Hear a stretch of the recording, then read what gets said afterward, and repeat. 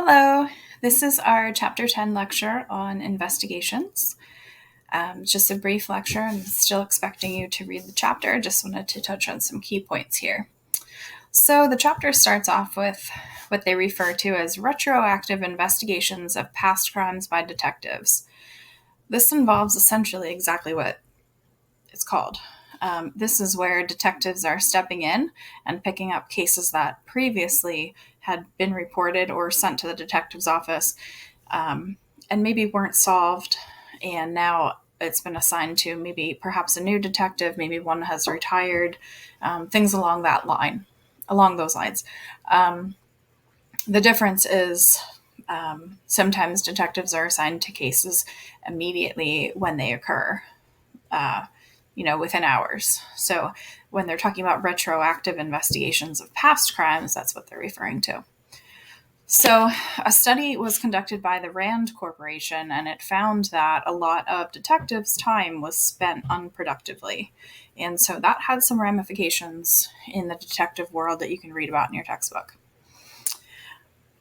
Probably the most important part and the most interesting part of this chapter is the detectives' operations section. And interestingly, most activities of a police department involve patrol operations, not really detective operations. And we're going to talk about the term used for that. So, this is exactly where investigations begin with the patrol officer. The single most important determinant of whether or not a case will get solved is the information that the victim gives to the initial officer that responds to the call. And that is almost always the patrol officer. So that's really important. So that initial patrol officer, when they receive a call and have to respond, their field notes are part of their preliminary investigation, and the patrol officer is responsible for doing that before the case is assigned to a detective or an investigator. So what do those field notes look like? Well, they include the 5 W's and the H, and maybe you're too young to know what they are, but the who, what, when, where, and why, and then also the how. So when patrol officers are conducting their preliminary investigation and taking their field notes after responding to the scene of something, that's the information that they're trying to gather. Who, what, when, where, how, and why. So now what do detectives do? Because patrol officers are doing that, so then what does the detective do? So your book mentions a couple things. They re-interview the victim of the crime and any witnesses. So the patrol officer has already done some of that legwork with the victim, but the detectives now is going to step in and kind of do that again and see if there were any holes in the information or any information that the detective thinks might be necessary that the patrol officer hadn't thought of or maybe missed. Detectives also collect evidence. They process or oversee the crime scene, conduct canvasses, which is where they will conduct searches in the area around where a crime has occurred to see if anybody has video cameras on their porch. That's pretty common now. See if anybody heard anything. Maybe someone was coming home from work at the time and was getting out of their car or parking their car and saw or heard something that may be of help. They also interrogate suspects. They arrest the alleged perpetrator. And interestingly, the arrest of the perpetrator, the vast majority of the times this occurs at the scene of the crime. And also detectives work alongside the prosecutor in order to prepare the case for court. Because once you've arrested someone, then there has to be a case created for court in order to prosecute the individual and have them go through the corrections system, whether that's community-based corrections or incarceration. Essentially the sanction. So earlier I hinted to this. There's a term called detective mystique. And this is the idea that detective work is glamorous, exciting, and dangerous. And I think a lot of what we see on TV has to do with that, framing our minds to what we're going to expect when we see detectives, because on TV it's very glamorous.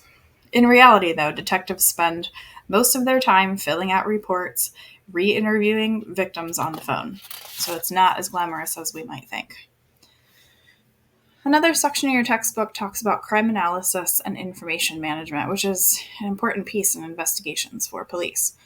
So, crime analysis refers to the process of analyzing data collected in a police organization to determine exactly what the crime problem is and where, when, and possibly even why it was happening. So, it's data that's collected in order to make informed decisions about the crime picture in that area.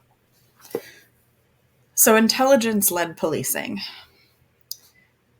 That is the process of using that crime analysis and other intelligence to focus police officers' efforts on incidents and offenders that cause the most crime in the community. And there was a study done by Marvin Wolfgang, and he discovered that most predatory street crime in the United States is committed by only a very few amount of criminals. And you'll talk about this if you take community corrections or perhaps in the juvenile justice course. There's a small percentage of the population responsible for a large amount of the crime that's committed in both the juvenile and the adult world.